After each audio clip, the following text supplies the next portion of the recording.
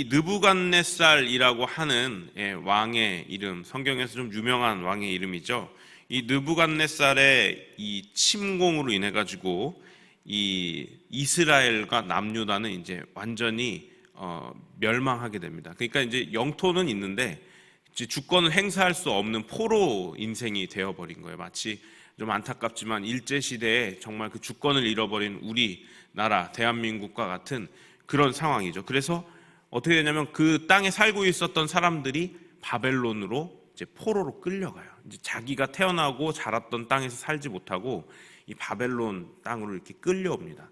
물론 이제 몇몇이 남아 있었다고 기록은 하고 있지만 일단 뭐 주권도 없고 이미 나라도 잃은 상태이기 때문에 굉장히 비참한 현실이었겠죠. 그런데 다니엘은 그 유다 사람 중에 하나였는데 이 바벨론의 포로로 잡혀갔지만 좀 특별하게 그냥 포로가 아니고 바벨론의 고위 관직으로 교육을 받아서 바벨론 왕궁에서 바벨론 왕을 위해서 일하는 사람으로 이렇게 뽑혔어요. 용모가 준수하고 지혜로운 사람을 뽑았는데 그 중에 다니엘과 그리고 우리 앞전에 우리 본 것처럼 세 친구가 이렇게 발탁이 됩니다. 그렇게 포로지만 이 왕궁에서 생활하던 어느 날 바벨론 왕 느부갓네살이 꿈을 하나 꿉니다. 근데 이제 꿈을 꾸고 느부갓네살이 잠에서 이렇게 깼는데 꿈을 꾼 다음에 기억이 없는 거예요. 이게 무슨 꿈이었는지 기억 안 나는데 여러분도 그런 적 있으실 거예요. 되게 꿈이 찝찝했던 느낌들. 이거 뭐였더라? 이 내용은 생각은 안 나는데 막 일어났더니 땀에 막 온몸이 젖어 있고 막 심장이 두근두근하고 굉장히 불안했던 그런 뒤숭숭한 마음으로 잠에서 깨신 적 있으실 겁니다. 그러니까 느부갓네살이 그랬던 것 같아요. 잠에서 깼는데 이게 잠을 자다가 잠깐 깼는데 꿈의 내용이 굉장히 뒤숭숭했는데 기억은 안 나고 그 어떤 느낌들만 기억이 나니까 잠을 이제 계속해서 이루지 못한 거죠. 근데 사실 이제 매일 꾸는 꿈 중에 하나이고 그럴 수 있잖아요. 이렇게 꿈이 그냥 꿈을 꿨나 보다 하고 그렇게 지나갈 수 있는데 이 느부갓네살이 유난히 마음이 번민했었던 이유가 있습니다. 다시 잠을 이루지 못했었던 이유가 무엇인가? 그 당시에 이제 상황들을 보면 왕이 신들에게 메시지를 받는다고 이렇게 믿고 있었어요. 그러니까 왕이 특별히 이 주로 꿈을 통해서 신들에게 메시지를 전달받는다고 여겼다고 합니다. 그 꿈들 중에는 국가의 흥망성쇠나 그리고 또 흉년과 그리고 기근, 풍년과 같은 것에 대해 미리 계시를 받는다라고 여기었대요. 그러니까 느부갓네살이 간밤에 꾼 꿈의 내용이 기억이 나진 않는데 이 불안했던 꿈의 느낌이 남았던 거예요. 근데 이게 혹시 신이 나에게 계시한 어떤 내용은 아닐까? 근데 그게 기억이 안 나면 큰일인데? 라고 생각을 한 거죠. 그러니까 이제 느부갓네살이 걱정이 되는 거예요. 이 내용을 내가 알고 있어야 내가 이걸 가지고 준비를 할 텐데 라고 생각을 한 거죠. 자, 자신의 국가에 그 흥망성쇠가 달린 꿈일 수도 있는데 기억이 안 나니까 불안한 느낌만 계속 지속이 되는 겁니다. 그러니까 어떻게 합니까? 이제 느부갓네살이 그 당시에 자기 생각에 꿈을 해석할 만한 사람이라 여겨졌던 사람들을 다 불러 모아요. 그게 성경에 기록되어 있는 박수, 술객, 점쟁이, 술사예요. 자, 하나씩 살펴보면 박수는 쉽게 말하면 남자 무당입니다. 어떤 뭐 신내림을 받았거나 어쨌든 귀신의 신내림을 받았거나 아니면 신내림을 받은 척하거나 어쨌든 남자 무당이에요.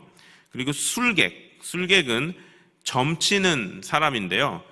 공교롭게도 이 말 뜻에는 사기꾼이라는 말도 포함이 되어 있습니다. 진짜 용하게 점을 치는 사람인지 이게 지금 용하다는 거는 잘 맞춘다 이런 얘기가 아니고 귀신에게 이렇게 힘을 빌어가지고 막 이렇게 혼란케 하는 그런 걸 말씀드리는 거죠. 아니면 사기를 쳐서라도 미래를 말하는 사람을 말하는 거예요. 그리고 또 한 가지는 점성술사. 여기에서 술사라고 말하는 것은 점성술사예요. 점성술사는 뭐죠? 하늘에 이렇게 별을 보고 이게 이럴 것이다 라고 이렇게 미래를 예측할 수 있다고 생각하는 사람들을 점성술사라고 합니다. 즉 귀신의 힘을 빌리던지 아니면 사기를 쳐서라도 어떻게든 미래에 대해서 이야기를 하는 사람이든지 아니면 별을 보고서 앞으로 이런 일이 일어날 것이라고 예측하는 사람이든지 상관없이 느부갓네살은 누구라도 좋으니까 자신이 기억하지 못하는 이 찝찝한 꿈을 나에게 기억나게 해주고 그 뜻을 이렇게 알고 싶어 했던 것입니다. 그런데 이 왕 앞에 모인 박수, 술객, 점쟁이, 술사 이 네 부류의 사람들이 왕한테 이렇게 말해요. 왕이시여, 아니 꿈의 내용을 말씀해 주십시오. 그러면 저희가 해석해 드리겠나이다. 이렇게 이야기를 해요. 근데 느부갓네살은 지금 왜 이 사람들을 부른 거예요? 아니 꿈의 내용이 기억이 안 나서 부른 거예요 지금. 그러니까 이제 왕이 노하죠. 내가 꿈의 내용이 안 나서 너희를 불렀는데 너희들 이 사람들 앞에서 뭐 점쟁이다, 뭐 점성술사다, 그렇게 미래를 예측하고 무당이다 하는 사람 너희들이 이거 해석해내지 못하면 나 생각나게 하지 못하면 너희들 싹 다 죽게 될 거야 라고 이렇게 엄포를 내려버려요. 그러더니 계속해서 그 사람들이 막 이렇게 혼란스럽게 되죠. 이제 자기들이 죽게 생겼으니까 계속해서 이야기해요. 아니 말씀을 하셔야 우리가 해석해 드릴 거 아닙니까? 이렇게 이야기를 하는 거예요. 자, 여러분 이런 사람들은 어떻게 이 꿈에 대해서 말하는 사람인가요? 이런 거죠. 꿈의 내용을 들으면 지금까지 자신들에게 이러이러한 데이터가 있습니다. 이 자료들이 있어요. 이런 꿈을 꾸면 보통 이런 일이 생기더라. 그런 거 있잖아요. 뭐 세상에 많이 지금도 있는 인터넷에 보면 뭐 토정 비결, 뭐 사주팔자 이런 거. 그리고 여러분 아십니까? 이렇게 만약에 꿈 꾸셨는데 무슨 내용이 있었고 궁금해갖고 인터넷 쳐보면 그거에 대한 막 해몽이 딱 나와요. 이게 뭐죠? 이게 진리가 아니죠. 사람들이 이런 꿈을 꾸면은 이런 일이 생길 거야. 이런 그 바라는 마음에 혹은 이런 꿈을 꾸면 보통 이런 일이 생기더라. 라고 하는 어떤 그런 데이터적인 이야기들이죠. 결코 이것이 꿈을 통해 가지고 앞으로 일어날 일에 대해서 예측한 내용들이 아니라는 것입니다. 예측할 수도 없고요. 예측할 수 있는 존재는 딱 한 분밖에 안 계시죠. 누구신가요? 우리가 믿는 하나님밖에 안 계세요. 그러니까 세상에서 점쟁이를 찾아가서 미래가 어떨 거냐고 물어보면 대답을 해줘요. 근데 그게 결코 제대로 된 답이 아니라는 것입니다. 어때요? 막 1년 안에 뭐 물을 조심해야 돼. 그러면 이제 1년 안에 살아남았어요. 그럼 뭐라 그래요? 물 조심해갖고 살아남았다 그래요. 근데 1년 안에 어떤 일이 발생을 했어요. 막 파산을 하고 어려운 일이 발생했어요. 그러면 점쟁이가 뭐라 그래요? 내가 물 조심하라 그랬지. 물 조심했는데. 그러니까 이런 식으로 사람들을 미혹하고 속이고, 아까 이 점쟁이라는 단어의 뜻에 공교롭게도 무슨 뜻이 있다고 했습니까? 사기꾼이라는 단어, 이 뜻이 들어있어요. 원어에. 그런 것이죠. 이미 그 언어 자체에 하나님 한 분밖에는 이 미래를 알 수 있는 분이 없다라는 게 들어가 있는 것입니다. 지금까지 내용을 이제 하나님을 믿는 우리들의 관점에서 이렇게 생각을 해보죠. 우리는 이 세상에서 오직 하나님 한 분만 신으로 믿습니다. 아멘이십니까? 성경이나 이 성경에 보면은 이제 다른 신들 막 몰록이라든지 뭐 다른 바알이라든지 신의 이름이 나오잖아요. 이 신들이 진짜 신들이 아니고 무엇인가요? 사람들이 자신들의 이익을 위해 이렇게 만들어낸 존재예요. 이성으로, 생각으로. 예. 그리고 또 고대 그리스 신화라는 곳에 보면은 뭐 12신이 있어요. 그 중에 유명한 신 이름만 나열해 보면 제우스 들어보셨죠? 포세이돈, 뭐 아르테미스, 아프로디테, 헤르메스, 우리들이 쉽게 알 수 있는 이런 익숙한 신들의 이름, 그들이 진짜 존재하는 신이 아니라 사람들이 만들어낸 허상이라는 것을 우리들은 알고 있습니다. 아멘이십니까? 이 그리스도인들 중에서도 이게 헷갈리시는 분들이 계세요. 진짜 신의 존재인 줄 알아요? 아니에요. 이 세상에 신이라고 말할 수 있는 존재는 오직 한 분 하나님밖에 안 계신다는 것입니다. 자, 갑자기 왜 신 이야기를 하는가? 여러분, 사람에게 꿈을 통해서 계시하실 수 있는 신이 계시다면 그분은 누구실까요? 하나님밖에 안 계시다는 거예요. 그러니까 느부갓네살은 신이 자신에게 계시한다고 생각은 했어요. 근데 이게 하나님이신 줄은 모르고 자신들이 믿는 어떤 신 중에 하나가 나에게 계시한 것이다 라고 아마 잘못 생각했을 거예요. 그렇지만 믿는 우리들은 알고 있죠. 저 꿈은 우리가 믿는 하나님께서 주신 꿈이다. 그럴 수 있는 존재는 하나님밖에 안 계시고, 또 하나 알 수 있는 것은 무엇입니까? 이제 오늘 본문을 지나서 내일 모레 본문 이렇게 가면 이 꿈에 대해서 하나님께 기도한 다니엘이 그 꿈의 내용을 계시받고 또 그것에 대해 내용에 대해서 해석을 함으로 느부갓네살 왕에게 인정을 받아요. 그러니까 이 꿈은 누가 주신 꿈이에요? 하나님이 주신 꿈이다라고밖에 볼 수가 없는 것이죠. 다니엘은 세상에 유일하신 전지전능하신 하나님을 믿는 사람으로서 오늘 본문에 등장했던 그 박수, 술객, 점쟁이, 점성술사와는 완전히 다른 존재였습니다. 그러니까 다니엘은 자기가 그런 신비한 존재를 가졌다고 생각하지 않았어요. 오히려 이 아무 능력이 없었던 박수, 술객, 점쟁이, 점성술사들은 자기들에게 신비한 능력이 있다고 사람들을 속이거나 실제로 착각했었던 사람들이지만, 오히려 다니엘은 나는 신비한 능력을 가진 사람이 아니다. 나는 오직 하나님을 믿는 사람일 뿐이다. 요거였단 말이에요. 근데 여러분, 이 꿈에 대한 해석 그리고 생각나지 않던 내용을 생각하게 한 사람이 누구예요? 신비한 능력을 가졌던 사람들이라고 여겨졌던 그 네 가지 부류의 사람인가요? 아니면 평범한 사람이지만 하나님을 믿던 다니엘인가요? 평범한 사람이지만 하나님을 믿던 다니엘이 이 왕의 답답함을 풀어줘요.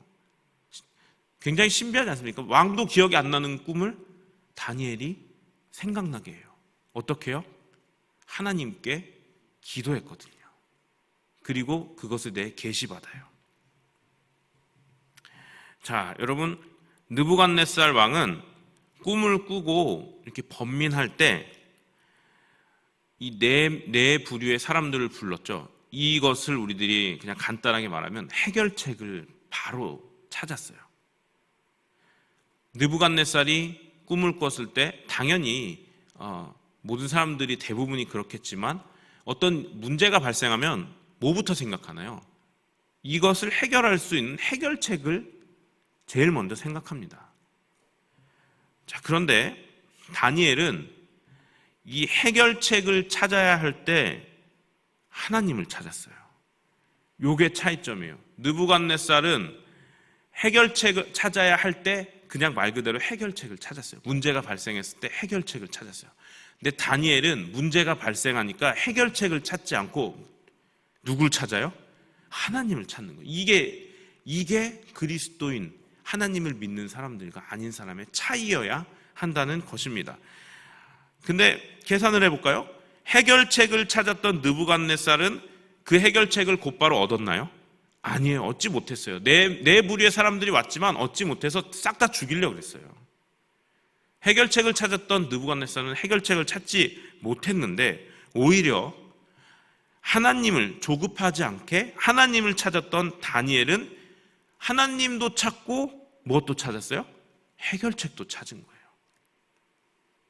해결책만 찾았던 사람은 해결책을 못 찾았는데 하나님을 찾았던 다니엘은 하나님도 찾고 해결책도 찾게 되었다는 것입니다.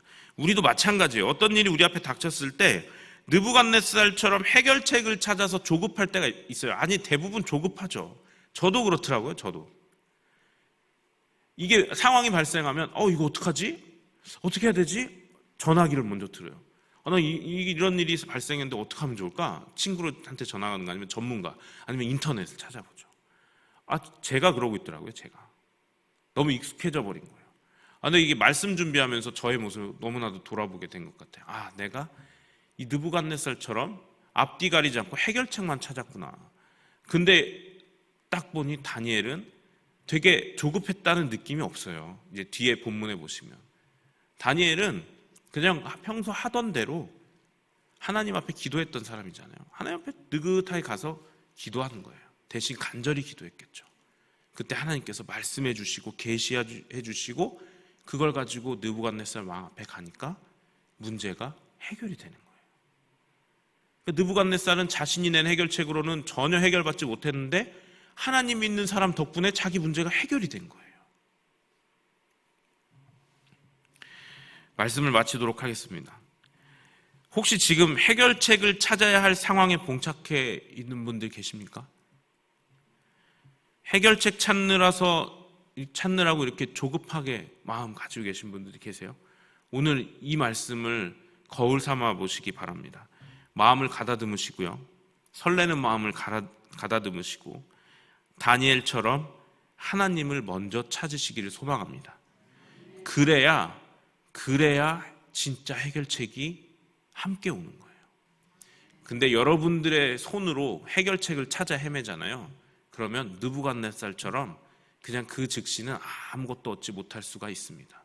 그런데 여러분들이 하나님을 찾을 때 여러분은 하나님을 통해 평안을 얻고 평강을 얻고 또한 더 감사한 것은 그에 대한 해결책도 얻을 수 있을 것입니다.